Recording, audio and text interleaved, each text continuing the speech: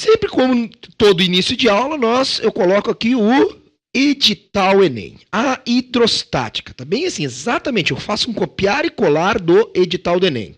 Aspectos históricos e variáveis relevantes, empuxo, princípio de Pascal, Arquimedes e Stevin. Condições de flutuação, relação entre diferença de nível e pressão hidrostática, beleza? Então, pessoal, nós vamos começar com o conceito de massa específica ou densidade absoluta. Primeiro, do que depende a massa específica? Responde aí, do que depende a massa específica? Depende da substância. Cada substância tem a sua massa específica. Então, e como é que se calcula essa massa específica? A razão entre a massa e o volume. Por exemplo, nós temos uma substância que é bem importante, que é a água. A água, pessoal, tem uma massa específica que tu tem que saber decor a da água. A massa específica da água, o símbolo geralmente se usa um Mi, às vezes se usa um Rho, né? Depende do livro, depende da questão. 1 grama por centímetro cúbico. Quanto de água, professor? Qualquer quantidade. 1 litro d'água, 1 tonelada d'água, uma piscina d'água, desde que seja água pura a 4 graus Celsius, sempre será 1 grama por centímetro. Por que é a 4 graus Celsius? Lá na termologia nós veremos isso. Por enquanto, mais ou menos, vamos fixar, né? Para qualquer faixa de temperatura, mais ou menos 1 grama por centímetro cúbico. Então, para cada centímetro cúbico de água, eu tenho 1 grama de massa. É a relação massa por volume que se mantém constante para cada substância, certo? Agora, eu coloquei aqui, eu coloquei em grama por centímetro cúbico, certo? Agora, eu pergunto para vocês, unidade de massa no Sistema Internacional, SI, é o grama? Unidade de massa é o quilograma. E unidade de volume? Unidade de volume é centímetro cúbico? Também não, pessoal. Qual é a unidade de volume? Litro? Tem gente que respondeu litro. Não é. Unidade de volume no Sistema Internacional é metro cúbico. Então haverá a necessidade de nós fazermos a conversão entre grama por centímetro cúbico para quilograma por metro cúbico. Muito importante isso aí, tem gente que se esquece. Olha lá como é que eu faço a conversão. Eu multiplico por 1000 para obter a transformação simultânea. Alguns já devem estar se perguntando aí. Eu explico muito isso em aula. Mas, professor, de grama para quilograma eu não divido por 1000? Sim. Mas notem que não é só de grama para quilograma que tu está transformando. Tu está transformando simultaneamente grama para quilograma e centímetro cúbico para metro cúbico. As duas unidades transformadas, ao mesmo tempo, tu multiplica por 1000. O inverso, claro, divide por 1000. Então, pessoal, quanto é que eu diria que é a massa específica da água? 1 grama por centímetro cúbico, 1 grama por centímetro cúbico, ou 1000, para a água, 1000 quilograma por metro cúbico. Tá beleza? Então, eu fiz duas transformações simultâneas, então, para transformar para o Sistema Internacional. Nós vamos ter várias expressões matemáticas na aula de hoje e nós vamos ver que é necessário colocar em quilograma por metro cúbico as densidades e as massas específicas na maioria das vezes, tá? Então, fique esperto. Voltando então aqui para a massa específica. E como é que eu calculo a densidade de um corpo? Professor, eu achava que densidade e massa específica é a mesma coisa. Na verdade, olha o que está escrito ali. Massa específica é igual a densidade absoluta. Mas a densidade de um corpo, que também é a massa por volume, não é a mesma coisa? Não. Esses números, massa específica e densidade de um corpo, só vão coincidir em algumas situações. Mas o meu professor de química trabalhou como se fosse a mesma coisa. Em geral, os professores de química eles lidam com massa específica e densidade da mesma maneira. Sabe por quê? Porque para líquidos, gases e sólidos maciços, que é o que a química usa, esses valores coincidem. Então, quando é que não coincide? Ah, olha lá. A densidade se aplica para um corpo maciço ou oco. Se o corpo for maciço e homogêneo, a massa específica e a densidade coincidem. Então, quando é que não coincidem? Quando o corpo for, tá, ó, quando o corpo for oco. Por exemplo, um navio é feito de ferro, aço, madeira, várias substâncias. A densidade do navio é a mesma coisa que a massa específica? Não, daí não. Aí, pessoal, notem que eu tenho um grande espaço oco no casco do navio. Então, a densidade do navio é uma coisa. E a massa específica que cada material lá do navio é feito é outra coisa, tá? Então, densidade, ela vale para corpo oco, densidade, não massa específica. Densidade vai para corpo oco ou maciço. Quando eu fizer a razão massa por volume e der igual à massa específica, eu tenho certeza que esse corpo é maciço desde que ele seja homogêneo. Tá beleza? Vamos fazer uma questão do Enem de 2012-2 sobre justamente essa grandeza densidade. Diz assim a questão. O quadro apresenta o teor de cafeína de diferentes bebidas comumente consumidas pela população. Da análise do quadro, conclui-se que o menor teor de cafeína por unidade de volume está presente no... Então, olha só, ele te diz a quantidade média de cafeína, tá? Em miligramas, pelo volume em mililitros, ok? Então, ele pede para nós para fazer o quê? O teor da cafeína, ou seja, quanto de cafeína tem, e ele diz ali, ó, teor de cafeína, quantidade de cafeína por unidade de volume. Então, no fundo, o aluno tem que traduzir o que ele me disse como sendo a quantidade de massa de cafeína que tem por unidade de volume. Então, o que eu vou fazer? Eu vou pegar e verificar quanto de cafeína tem. Eu vou pegar ali, ó, dá uma olhada nessa tabela. Ó. Eu tenho na direita, mais para a direita, coluna mais à direita, eu tenho a quantidade de miligramas. E na coluna do meio, mililitros. Então, eu vou fazer esse cálculo aqui, em miligramas por mililitros. E vou verificar qual é que tem a maior quantidade de miligramas por mililitros. Então, eu vou deixar essa tela aí, tá? E vou fazer, depois tu dá uma olhadinha então nessa tabela, volta ali o vídeo, dá uma olhadinha, e vou fazer o cálculo de cada um dos itens. Café expresso. Quanto é que o café expresso tem?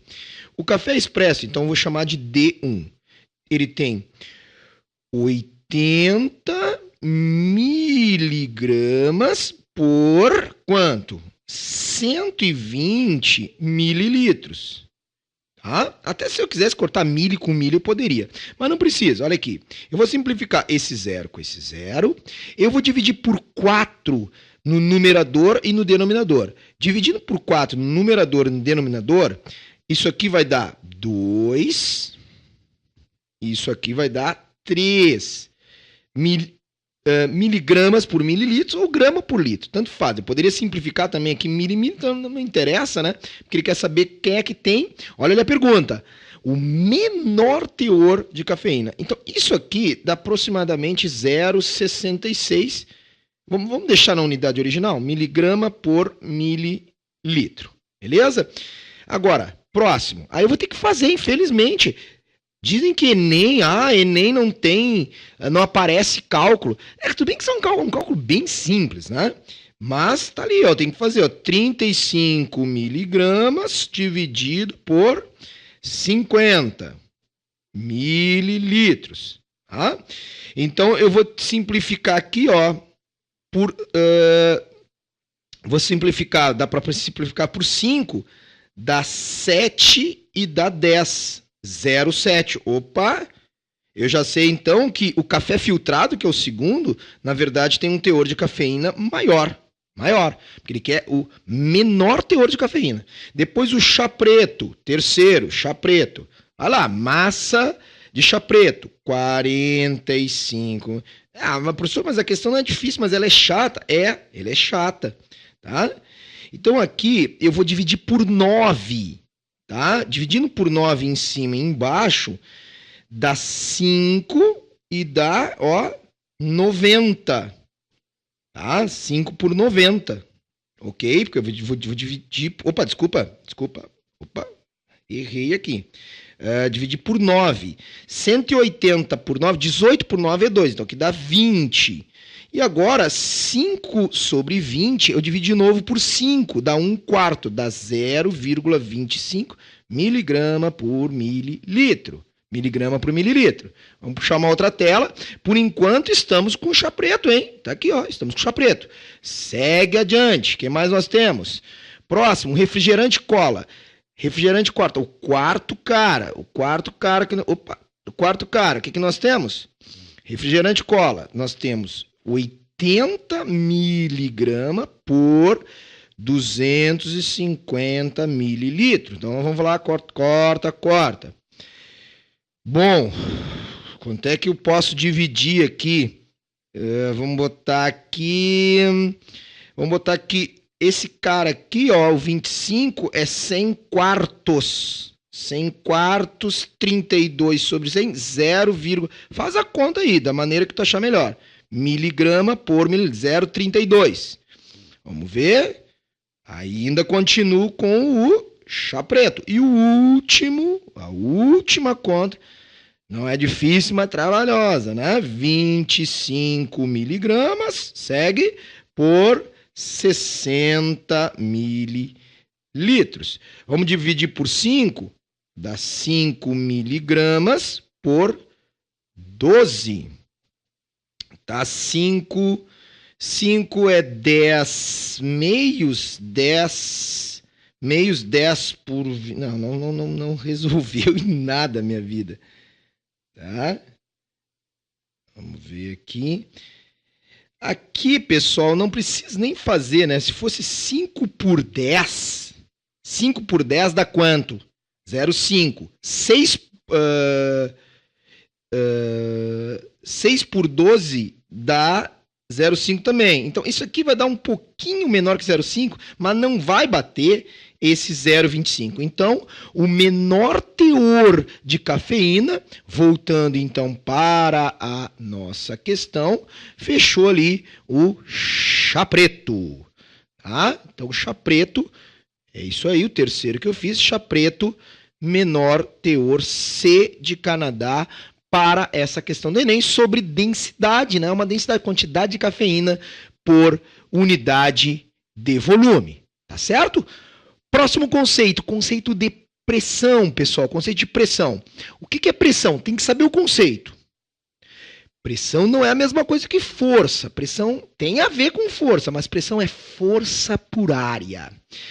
Sempre que nós tivermos uma força, olha lá, nós já aprendemos nas aulas passadas, em Newton e a área em metros quadrados, o que nós teremos? Nós teremos a unidade de pressão em Pascal. Newton por metro quadrado é Pascal. Uma outra unidade que nós também falaremos é a atmosfera. Tá? Ao nível do mar, nós estamos submetidos a uma atmosfera. E uma atmosfera, olha lá, ó, é 10⁵, mais ou menos, Newton por metro quadrado. Então, essa conversão é interessante vocês saberem. Agora, como é que nós vamos analisar uma questão envolvendo pressão? O que eu espero? Algo que já apareceu, eu vou mostrar para vocês no próximo slide, mas o seguinte, ó. Vocês já viram algumas situações, por exemplo, já viram aquelas pessoas, né, de circo que deitam em cama de prego? Já viram essa cena? Aí poderia aparecer uma questão no Enem seguinte: essa pessoa, você deitaria numa cama de prego?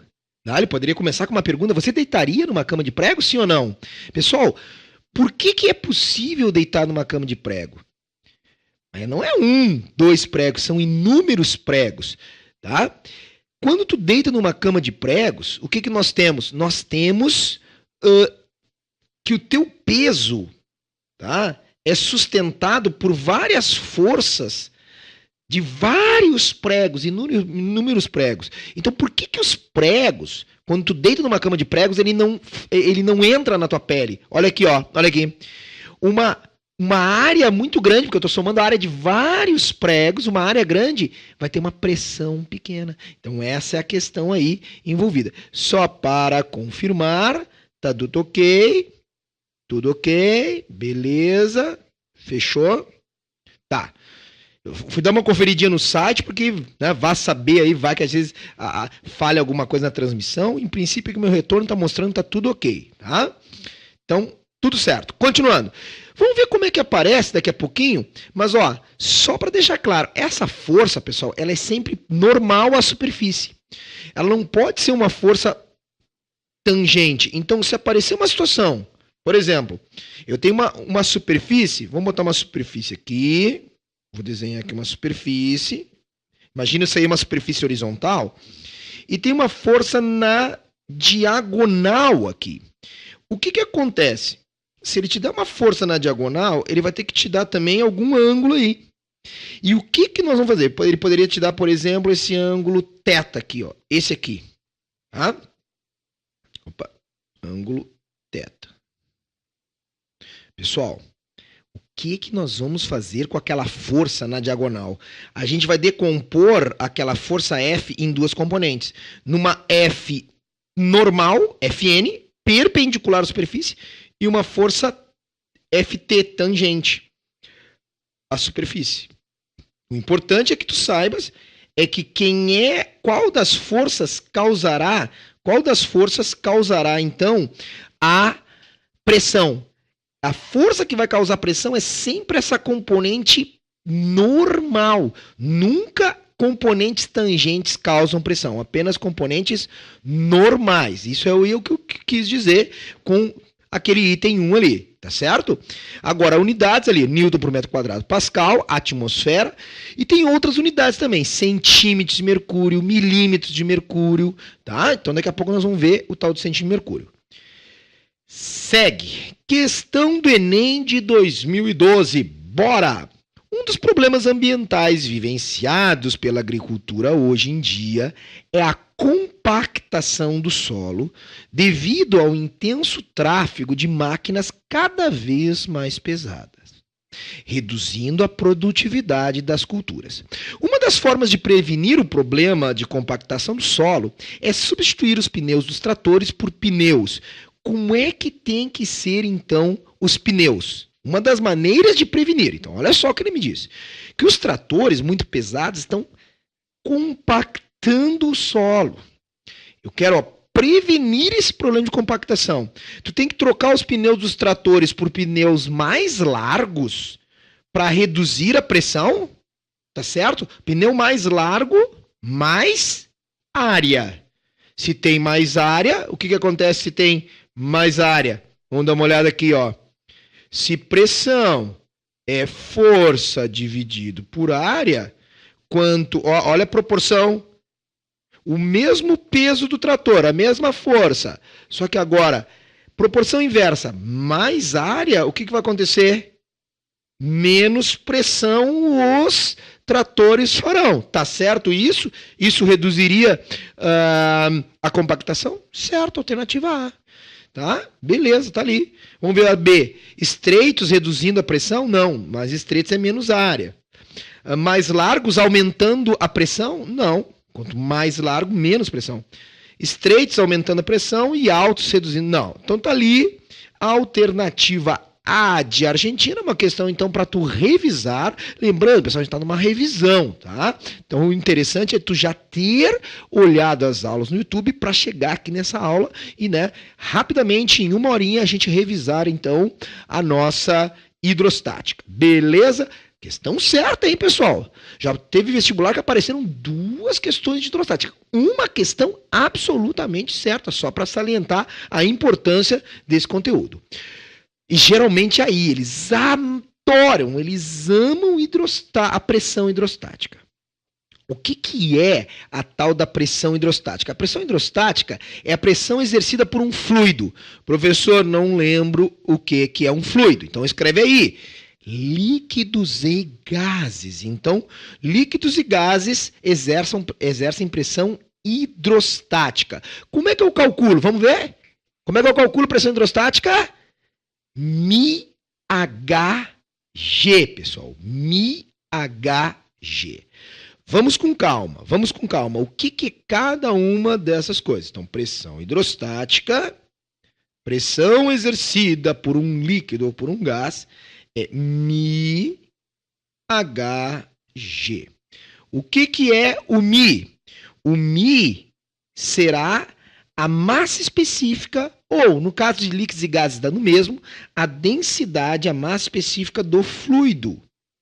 Massa específica do fluido. O H, isso é bem importante.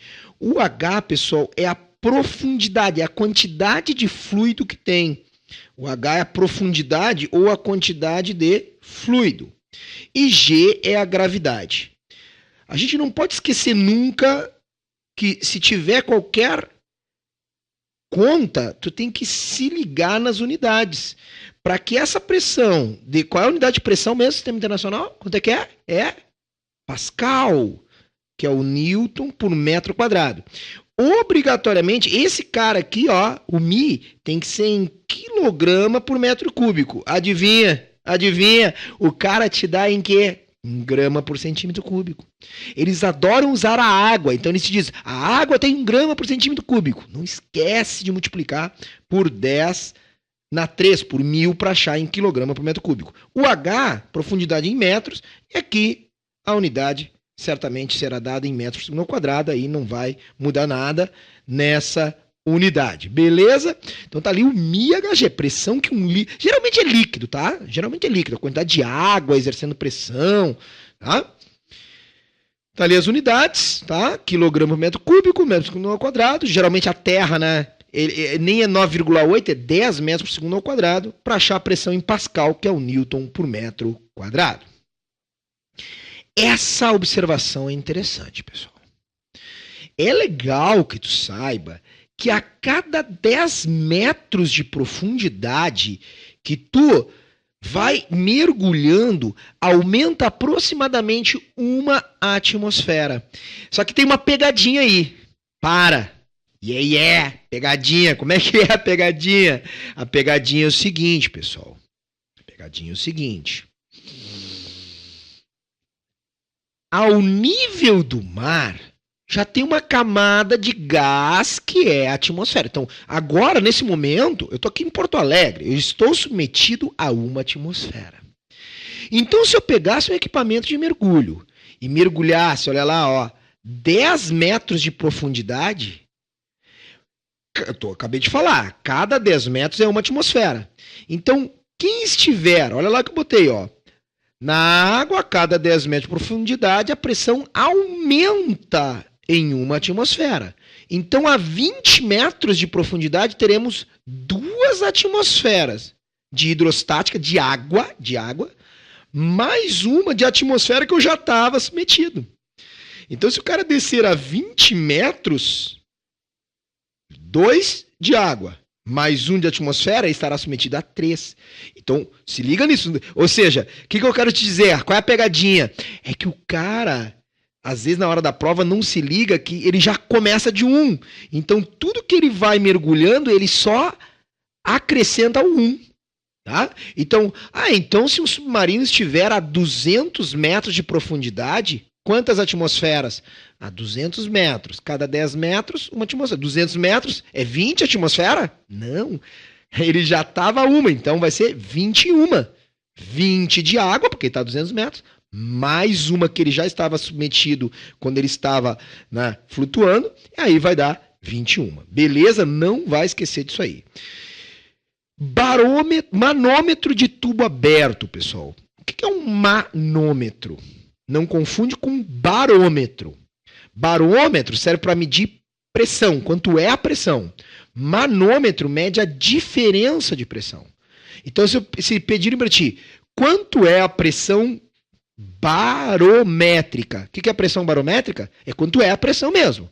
Agora, se ele pedir quanto é a pressão manométrica, se pede a diferença de pressão.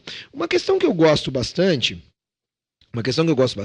vou mostrar para vocês, é essa daqui, ó.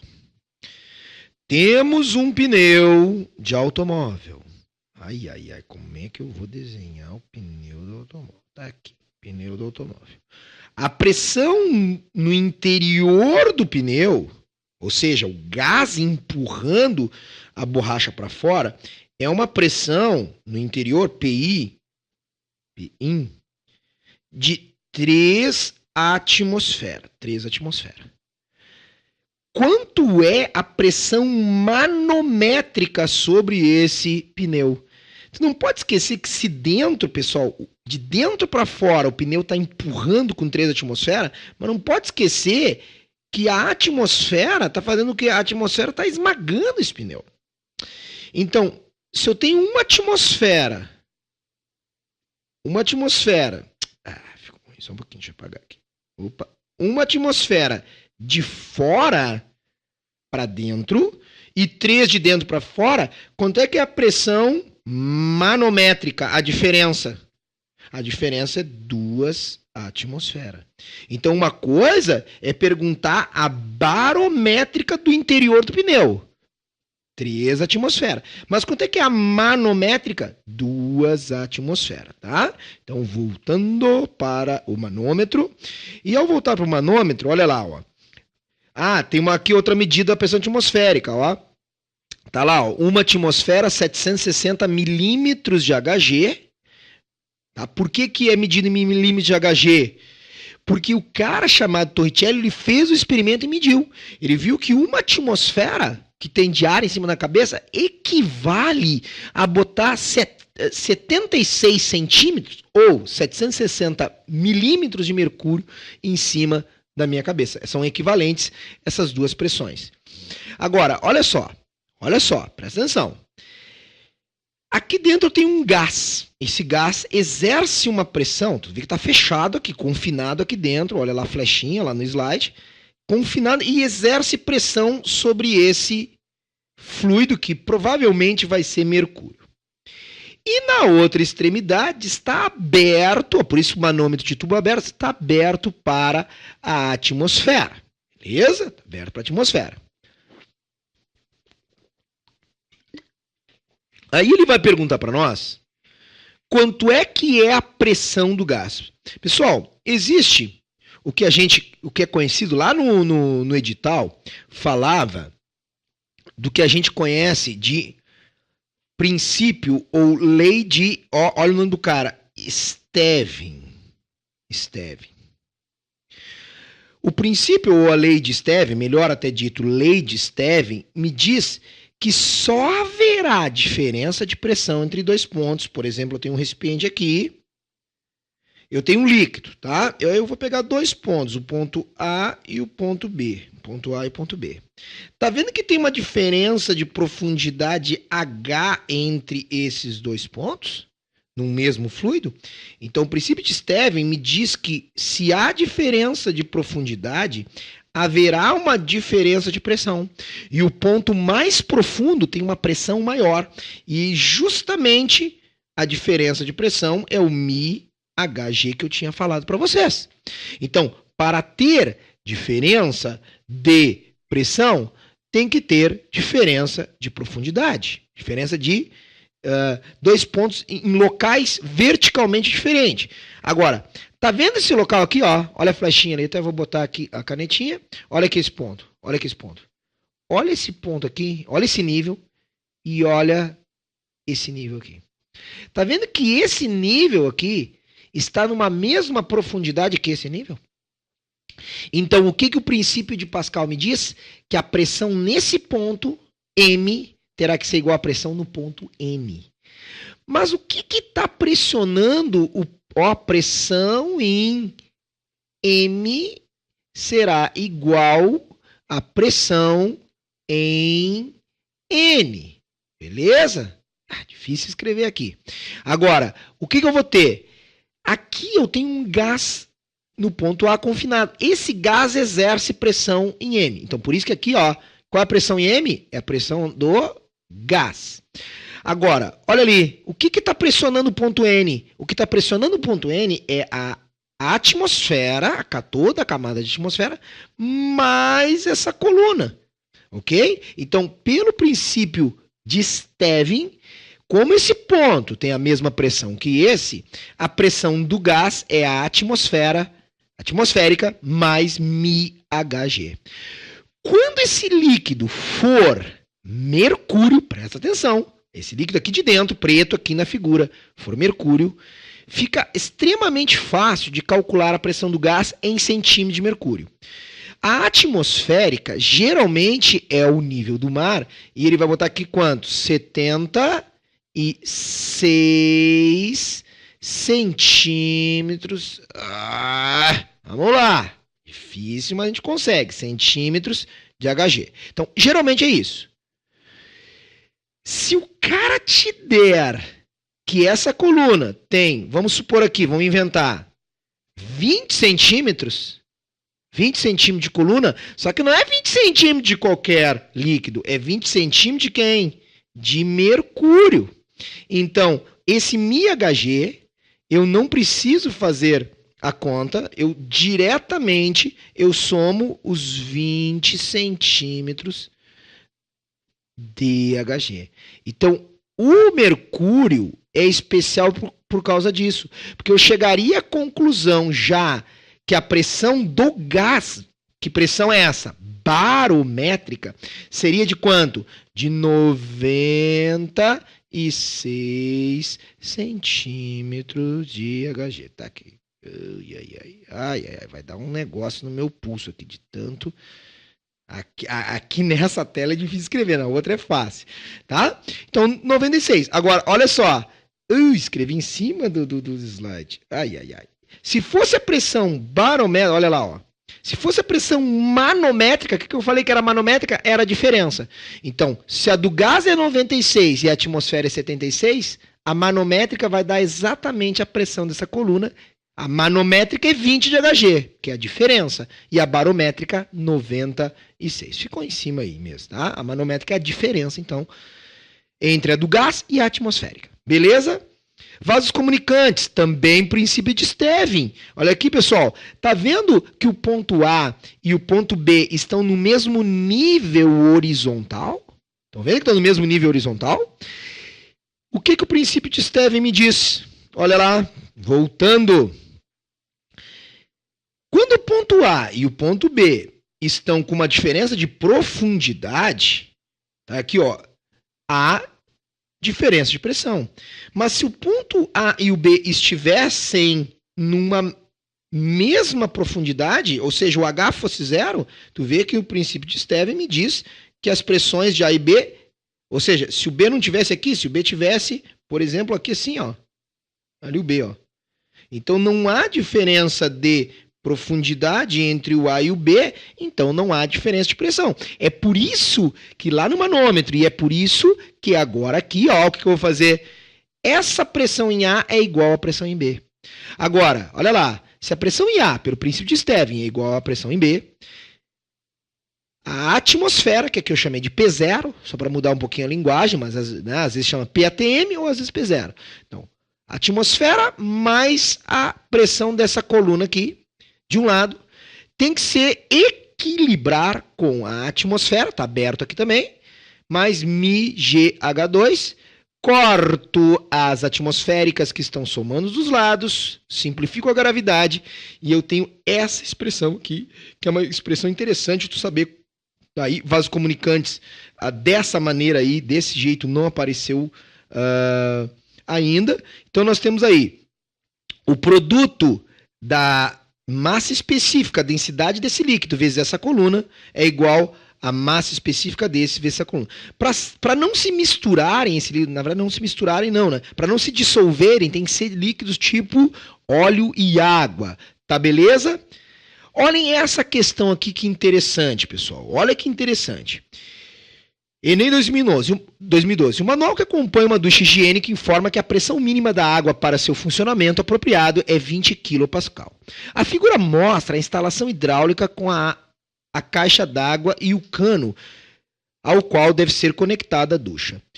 O valor da pressão da água da ducha está associado a que altura? Olha aqui, pessoal. Para ter pressão na água, tem que ter o quê? A água está sendo pressionada. Olha aqui. Qual é a coluna? Será que é do nível de baixo aqui até a saída? Será que é do meio até a saída? Será que é da linha d'água aqui de cima até a saída? Será que é aqui de baixo até lá? Qual altura está associada? Olha aqui, pessoal. Pressão, diferença de pressão gera força, que é o que faz empurrar a água. Aqui, olha aqui, ó. Nesse ponto, nós temos aqui, ó. O que nós temos aqui? Nós temos pressão atmosférica. Exatamente na saída do cano, nós também temos pressão atmosférica. Então, a coluna que vai importar é justamente a coluna d'água daqui, dessa diferença de altura daqui, ó, daqui, até a saída da água. Não interessa se ela veio lá embaixo. Ela poderia ter ido até mais lá embaixo, não interessa. Interessa é essa diferença entre a pressão atmosférica aqui e aqui.